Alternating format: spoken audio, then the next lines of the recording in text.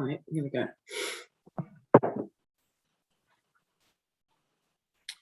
Kei inoi tātou, whakataka te hau ki te uru, whakataka te hau ki te tonga, kia mā kina ki ota, kia mā taratara ki tai, e hi aki ana, te tākura, he tio, he hoka, he hauhu, ti he mauri ora.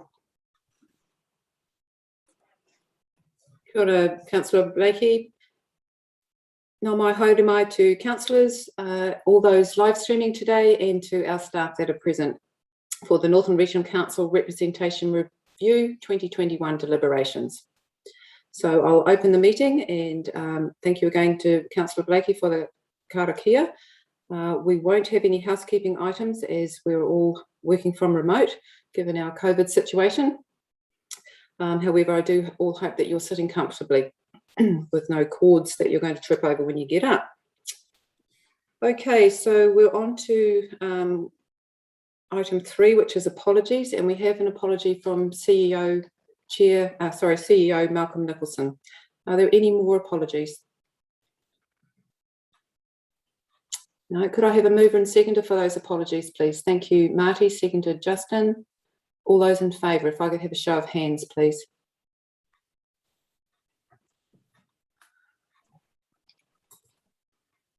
Thank you. Anyone against?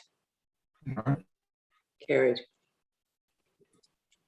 Pardon me. Item 4, declarations of conflicts of interest. We'll take them as we go, pardon me, unless there are some that people would like to announce now.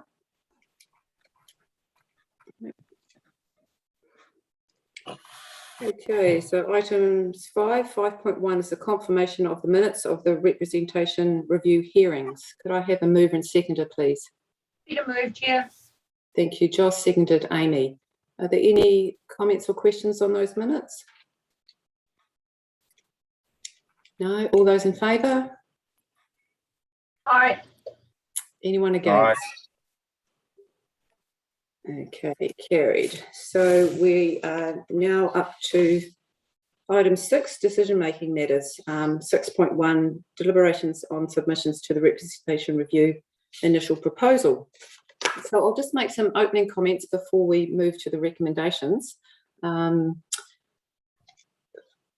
For the benefit of councillors and anyone that's live streaming. So we have a lot of changes ahead of us as Te Tautokura Northland, as a local government and as a regional council. We heard the word transition, I should say, yesterday regarding COVID, and I think we have transition ahead of us as well, and I see this review as a transition too. So as councillors, council and councillors, we welcome the representation review after our decision to include Maori wards in our 2022 council elections. Maori wards, as we know, provides us with a further opportunity to include our treaty partners in council decision making.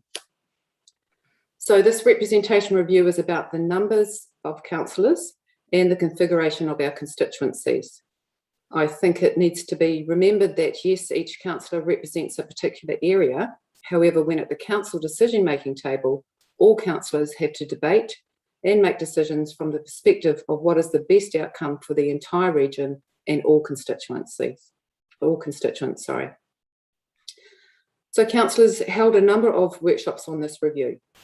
We looked at other councils, we were presented with both internal and external advice, and we did our own research and thinking.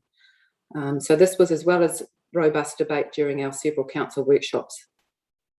We then went out for public consultation for a month with a preferred and firm recommendation. So I would like to take this opportunity to thank all our submitters, including the ones that submitted verbally. Your feedback is always valued and certainly always welcome. So with that, I'd just like to ask our electoral officer, Dale Wasowski, who's also on this live stream today, to make a few comments and maybe specifically cover off, Dale, how we get to constituency numbers, the formulas used, and also the plus and minus 10% rule. Thank you, Dale. Okay, let me just reiterate that the process has been undertaken robustly and accurately. and strictly according to legislation. So I've got no concerns in that area at all. We do have to, regional councils must have constituencies. There's no option there at having at large, for example, but you can have very large constituencies, which can be region-wide. The process has been undertaken. We've landed on what council considers as the best option for 2022, being the initial proposal, being 9 councillors. And that's gone out, as the chair has said, to public consultation, in which case I think we've got 33 submissions back, and that's democracy in action. We've now heard those. The decision now really is, do we adopt the initial proposal as the final proposal, or do we amend it?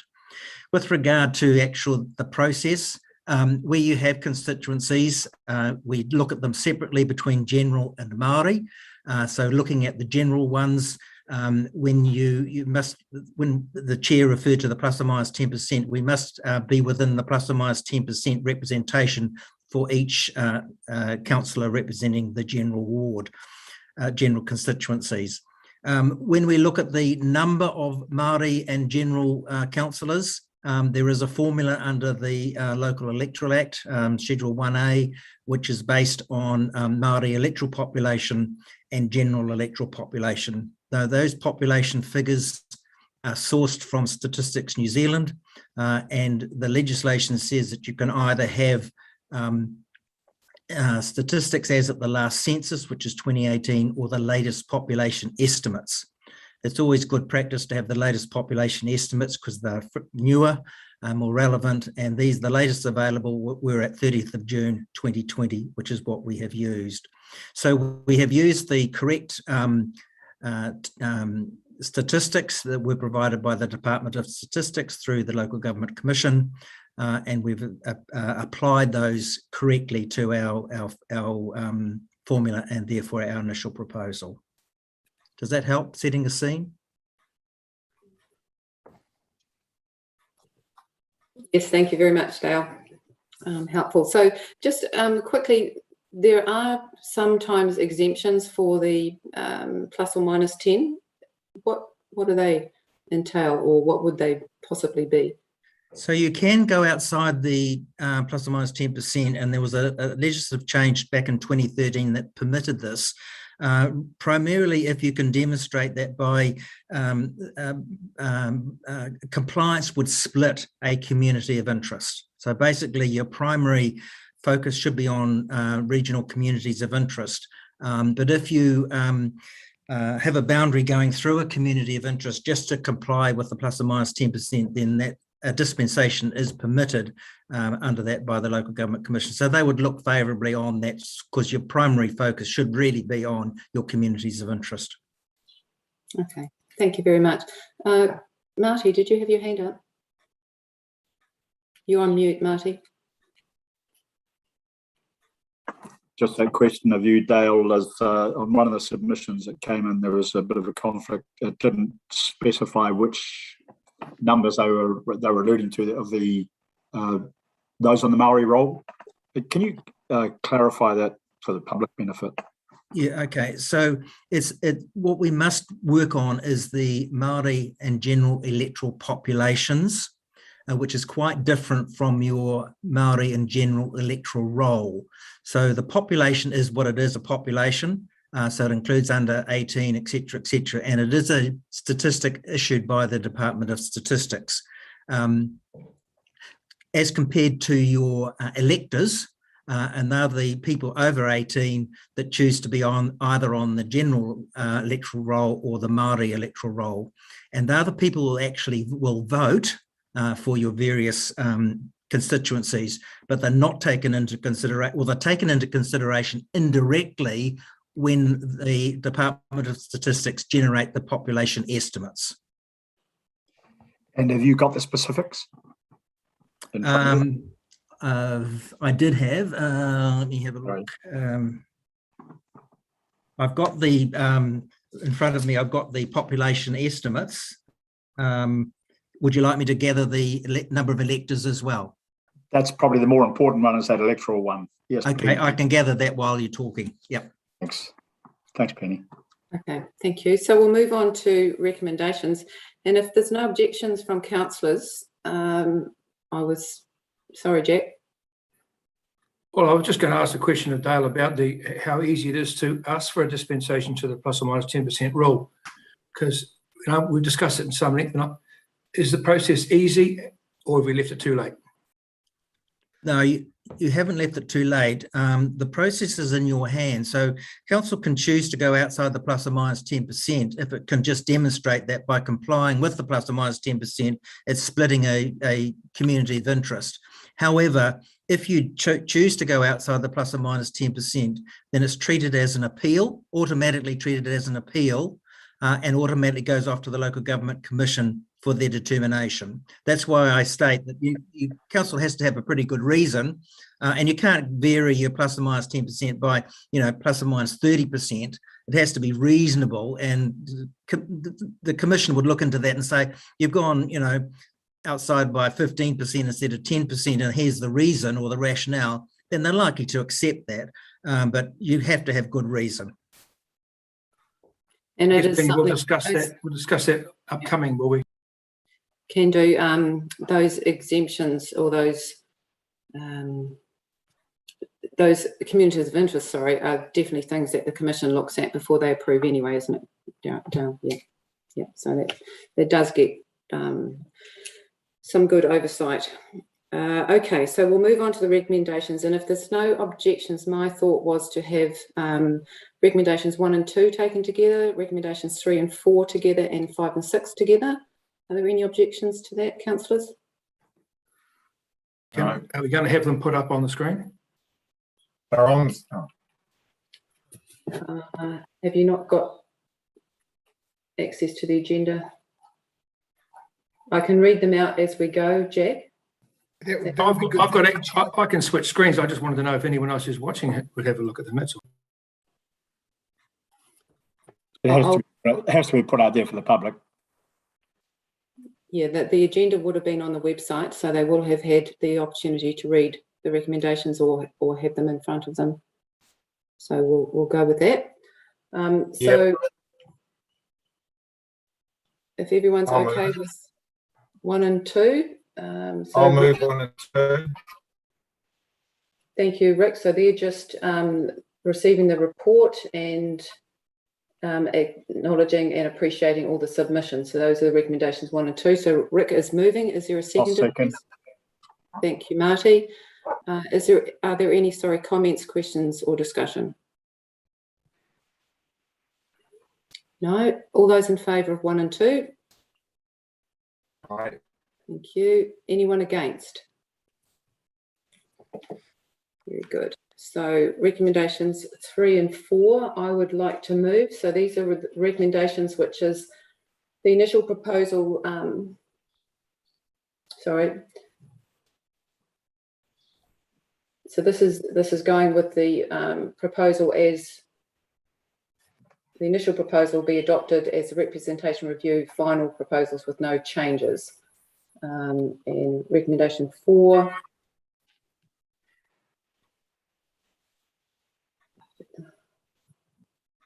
And that we decline the submissions opposed to the initial proposal. That's recommendation 4. So I'll move. Do I have a seconder, please? Yep, I'll second. I saw Amy's hand up first, so we'll go with Amy. So as the move, I'd like to move an amendment that we divide those 2 into 2 and debate them separately, please.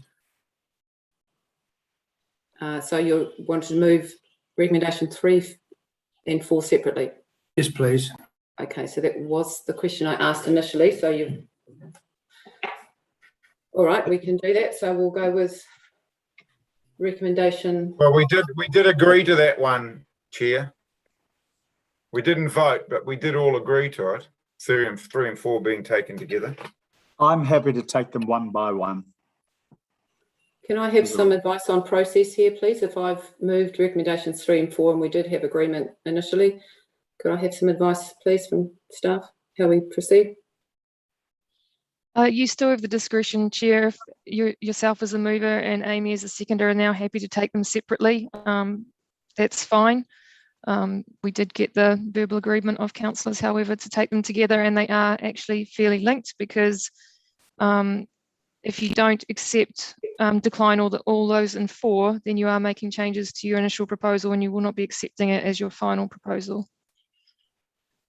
Yeah, that was the reasoning behind my suggestion that we take 3 and 4 together. I'm still happy to do that. Amy, are you still happy to second?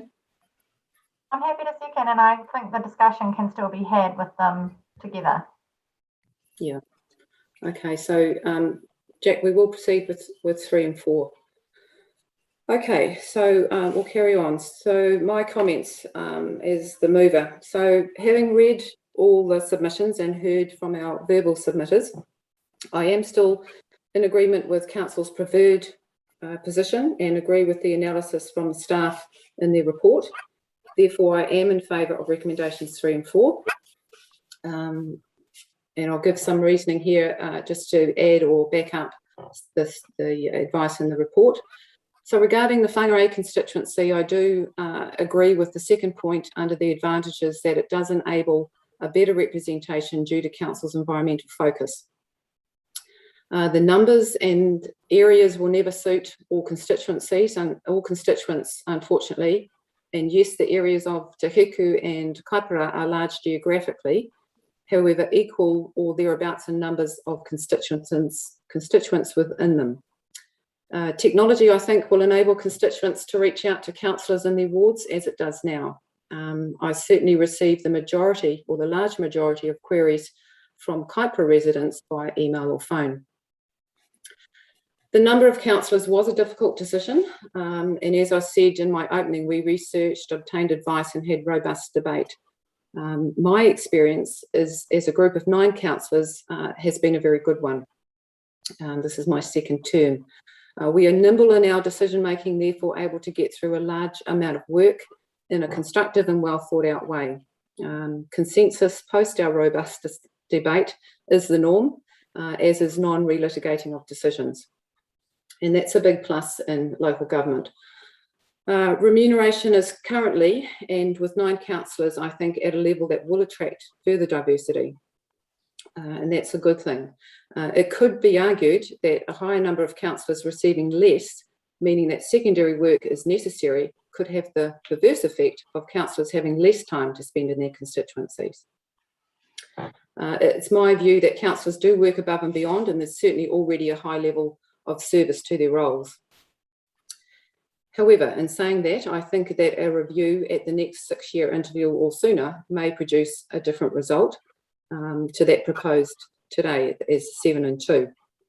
That is, I do like the sound of a phased approach, which is mentioned in the staff report. It does seem to me that the prudent approach today, or for now, is to see how things evolve over time and review at the appropriate time. Certainly take on board the comments made in submissions around the workload for our Maori ward councillors. NRC are fully aware that extra support may well be needed for our Maori councillors during the first triennium and potentially beyond. I would like to mention that Maori wards are one way that we have inclusion of Maori in our decision making. We have, as a council, many other ways that we ensure that we have good input from Maori, with more to be implemented via our recently adopted long-term plan. Lastly, having the Maori wards at large is a very much an interim approach, in my opinion.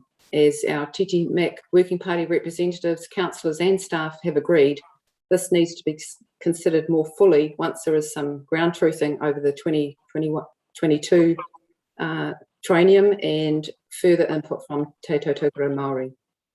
So with that, I'll open up for further comment, questions and discussion from councillors.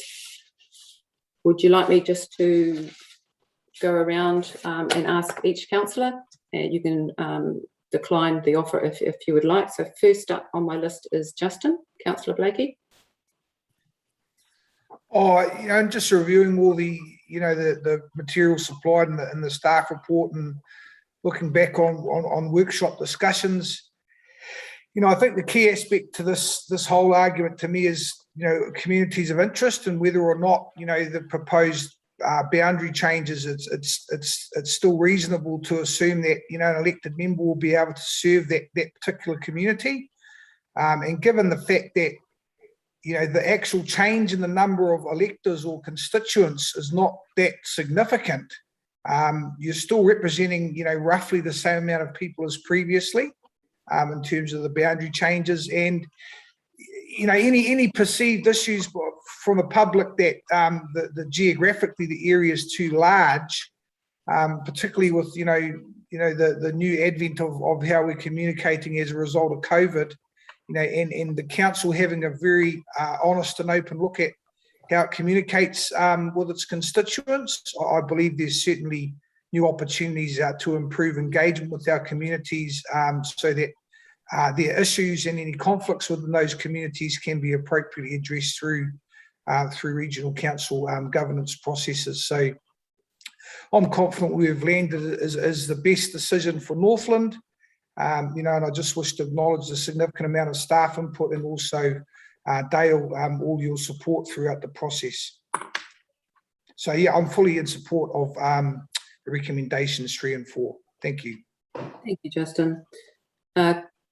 Joss Yeoman, Councillor Yeoman. Thank you, Chair. This is an interesting one for me in that usually when I've read through all of the material that's in an agenda, I come to a firm conclusion which way I think I'm going to go, and then listen to the discussion around the table before actually finalising what my decision is. When I came to the meeting today, having read through all the material and considered all the submissions, I'm still very much 50-50, if the truth be known. And I acknowledge the depth and the thought that has gone into a lot of the submissions, and they actually touched upon a lot of the kind of key areas that I had concerns about, in terms of specifically around the number of councillors that we settled on. And there are some really good arguments for increasing the numbers, but there's also just as many really good arguments for where we've landed up. And so for me, you know, it's a case of putting my faith in the process that we have followed, and whilst acknowledging that there are some good arguments to increasing the numbers, and to increasing the number of Māori seats that we have at the table, and that's something that I'm hoping the council continues to progress, as the chair has suggested in the next term, whoever the next council is at the table. I also see that we've put in a vast amount of time and effort into debating and arguing all of the merits backwards and forwards before we put out our proposal. And while submissions touched on all of those areas, there's nothing there that actually convinces me at this point to change my mind away from our initial proposal. So at this stage, I am still listening to what other councillors say as we have this discussion around the table. And at this point, I'm supportive of both of recommendations 3 and 4. And it will take a little convincing for me to change that otherwise, but I'm still very much listening to what the kōrero is as other councillors say their piece. So thank you for the opportunity, Chair. Thank you, Joss. Councillor Craw, Jack. Thank you, Madam Chair. Yeah, just going through the item by item, I'm very keen for I agree with the submissions from iwi hapu, that the majority of them, that the Māori ward council should be elected at large for this term, for all the reasons that have articulated. So that's that one put to bed. In terms of 7+2 or 8+3, I'm come down reasonably confidently on the side of 8+3, but if there's no appetite to discuss that further, then I'll acquiesce. I think 7+2 isn't a bad place to be for a first crack at having a new kind of structure, although I do prefer 8+3. Look, my only real concern is the community of interest and the huge size of particularly Kaipara and Te and particularly Te Hiku, as a result of the 7+2. And which is why I raised the issue of plus or minus 10% rule. I think that population size is a very poor arbiter of council activity and councillor workload. I mean, most of our programs, expenditure and activities occur outside of the major, outside of whangarei, essentially. So, and I'm really concerned about essentially having to combine 2 current wards into one, and I think that would make it pretty tough. I know you've got the overlay of 2 other Maori councillors, but we've no guarantee that any of those will be based in the far north. So I'm eager to explore the idea of satisfying the community of interest of say Kamo and Raumanga and Manu by making an appeal to the Local Government Commission to extend whangarei to its normal urban boundaries, not cut it up, because that will allow those other wards to shrink. I don't think it's the greatest issue in the world, but I think it's a neater fit for councillor workload and for the amount of time and activity and expenditure we incur regionally.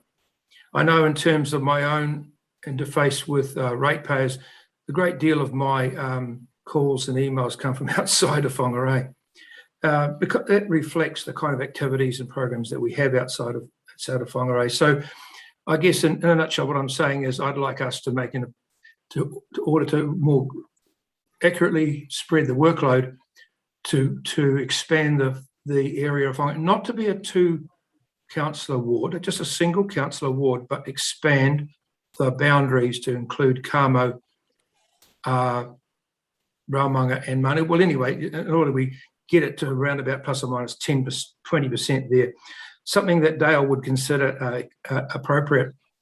Thank you. Dale, would you like to comment on that? I guess it's not whether I consider it appropriate. It's the Local Government Commission would consider appropriate. I do know that they, for example, would not entertain plus or minus 30% or 40%, but anything sort of 15 or something they would entertain. But again, I reiterate that we'd have to have a fairly good argument that by going to plus or minus 15% or even 20%, we're not splitting a community, basically. Okay, so process question again, Chris. Would Jack need to make an amendment, or is this, can he make an amendment at this stage? Yes, I suggest he can put an amendment on the table to the recommendations that are currently being considered. Would you like that now, Penny? I'm going to need some hand with the wordsmithings, Chris. I may need some hand with the wordsmithing as well. We've got Jono here to give me assistance as well. We may just need to adjourn for a little while to talk with Dale and come up with the appropriate wording. Well, perhaps, Penny, it might be easier if we decided if there's an appetite for it. You know, it might be able to save us some work. I mean, I might be the only one who supports this idea, but who knows? Jono. Kia ora, Chair. Just adding to the kōrero, if we did go down this route, it's not a map that we have worked up, and we would likely need to adjourn deliberations for us to go away and work up what those constituency boundaries might look like, and then come re-adjourn. Okay. Deliberations come back together once we've done that work, as in it's not an option that we've got here for you today. Okay, thank you, Jono. So, Chris, appropriate for councillors just to give an indication that there would be a seconder to any amendment that Jack put forward in this vein? Is that appropriate? Yes, I think it'd be appropriate that Councillor Cross signals that he wishes to place an amendment, and if there is sufficient support to go down that route. Okay, so Marty, are you supportive? Just a question of process is. We've started off the kōrero around the councillors. Can we wait until the end of the kōrero and then come back to whether there be timely to put a motion? I think he's right. There may not be an appetite for it, Penny. Let's just take some soundings with the other councillors. Yeah. Please. Okay, Jono. Kia ora, Chair, thank you. Just a quick question for Dale, just to help with the kōrero. If we were to expand the current whangarei constituency for one councillor, and we were going to expand it so that it was within the realms of plus or minus 5%, given the high population number of whangarei, how much more of the bound, as in you're going to hit that plus or minus 15% reasonably quickly and still potentially not get to the outskirts of whangarei? Are you able to provide any, and apologies for putting you on the spot, but any, from your knowledge of the density and the grids there that we'd have to look at, would we get all of whangarei into, like, would you get Kamo, Raumanga, and sorry, where else were you asking for, Councillor Crowell? Oh, well, Manu, if it's possible. I think that currently the one that's most affected would be Kamo, because it's currently in whangarei. So Dale, are you able to provide any Off the top of my head, no, I couldn't just immediately. We've got Diane on board as well, who's our mapping person, so we could probably have a little play around with that. But of course, you're going to affect all the other surrounding constituencies as well. So you're going to take off there, and some of those might be, I haven't got the figures right here, on the cusp. So you might be pushing some of those outside the plus or minus 10% as well. So it might not just be one constituency, it might be a trickle effect. Well, that's the intention, Dale. So I guess the whole idea is to shrink, particularly Te Hiku and a little bit of the others, and satisfy the community of interest argument for the citizens of Outer Whangarei. Yeah, we would have to be very mindful of those cascading or trickle down effects and what it would actually achieve. Can I just ask you, Jack, you wouldn't be prepared to have that addressed in the next review or in the next training? Well, I think we've got a golden opportunity to address it now. I see what we'll end up with. I mean, you have a look at the maps of those areas that are almost impossible to manage, really. You've got so many catchments in Te Hiku and a huge, massive area in Kaipara. But Te Hiku's probably the most important one.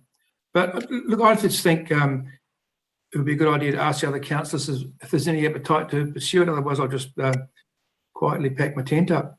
Because, there's obviously a democratic argument here. If there's no appetite, I'll leave it. But seems to me to be a very easy way to fix a reasonably complex problem. Yeah, or potentially make it more complex. Anyway, all right, we'll carry on round councillors as you asked for, Jack, and then we will address it at the end if there's any amendment to be had. Councillor McDonald, Amy.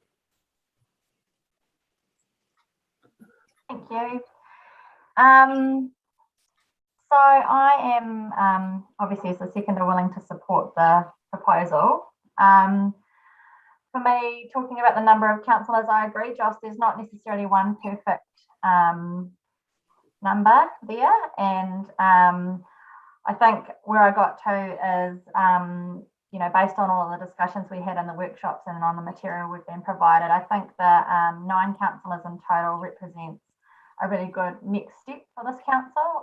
We're moving into a new space where we're going to have Māori representation, and we are going to be sort of, working in different ways. And I think it's really good to bring with us something which we know works well, which is the 9 around the table. It is a really functional number.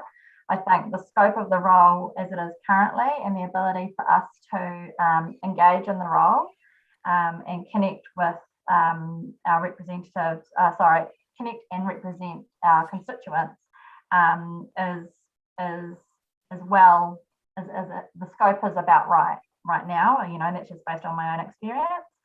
What I will mention just in relation to the constituencies, as I agree, Penny, you said earlier, we're going to need to work differently in this space.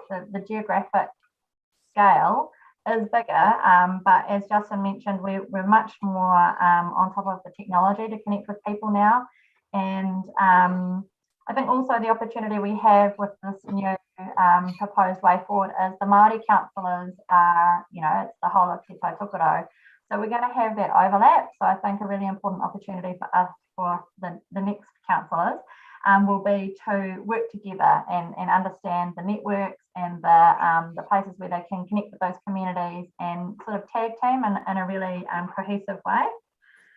And so I think that technology and networking amongst ourselves and with our communities means we can overcome those geographic spread issues, which are understandable. And just in relation to the Māori constituencies, just acknowledging that we had a lot of feedback about whether or not there should be specific constituencies for those Māori seats. But I just really defer back to the advice from Te TMAC. We had some pretty fulsome conversations with our advisory committee, our Te Tai Tokoro Māori Advisory Committee, and they were clear that as a first step we should remain one large constituency, the whole of Northland, and then from there we can build. So very comfortable with what is in the paper and the recommendations as they stand, and much appreciation to staff and to Dale for all the advice throughout the process. So thank you. Thank you, Amy. Councillor Robinson, Marty.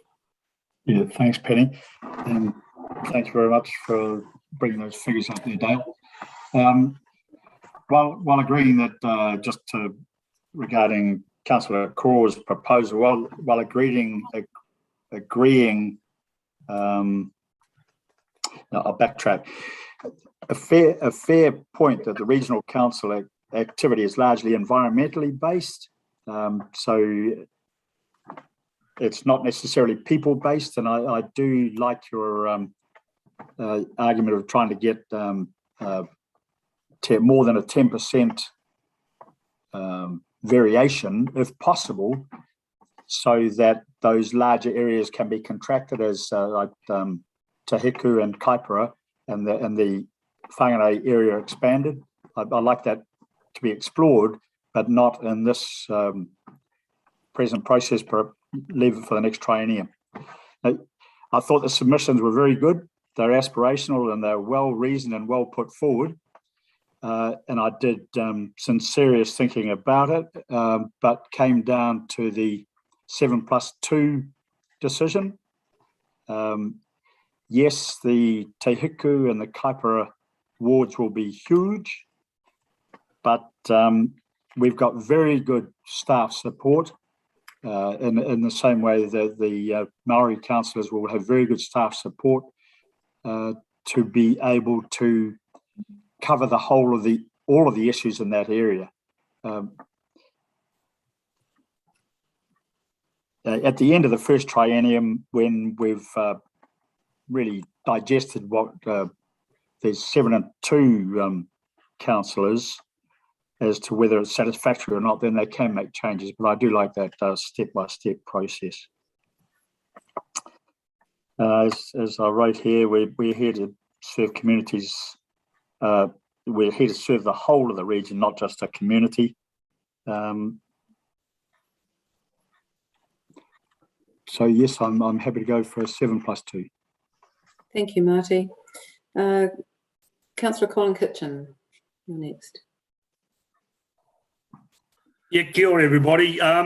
Yes, I think you all know my view, and I've initially gone for the 8-3 split, and we've talked about it a lot now. And my concern was, once again, the geographical spread of the new proposed Te Hiku ward, which goes from Cape Reinga down to just south of Kaikoui, which equates from Whangarei down to North Shore, down to Auckland. The other thing is and also within that the proposal, you have two really big communities of interest there: Kaitaia, a big town, 8,000 people, whatever, and Kaikoui. And we look at the other areas, like we got Kaipara, you've got Dargaville in that, the big town. You've got Kirikiri in the other one, and you've got Whangarei, and south you've got Waipu is down. What's the name? we all just go and camp, Rick? What's that town? Mangawhai.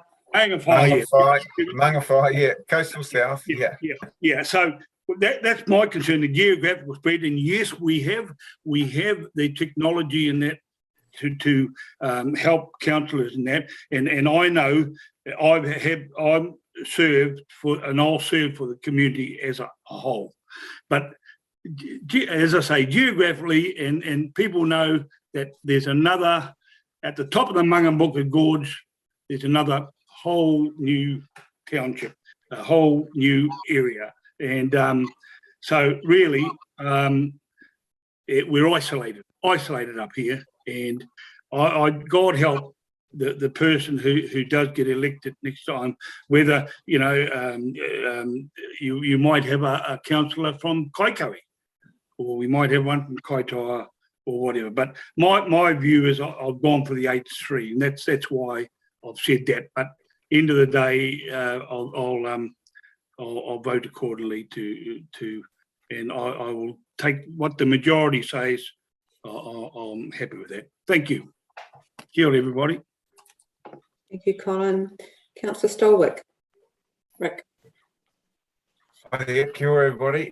So, look, I take on board, Colin. I know that ticket's huge. It is huge, but if I look at take on board the public input submissions, I personally think like this. I think we had 33 submissions, but then I look at two in my area were from ratepayer groups, and they actually were they represent quite a large number of people, and they were fully supportive of the 7+2. They liked the system as it was running at the moment. They were very happy with 9 councillors. So that was myself seeking ratepayer comment on that. I specifically went to the meetings, I asked them, and they submitted in that way. They discussed it, and they submitted in support of 7+2.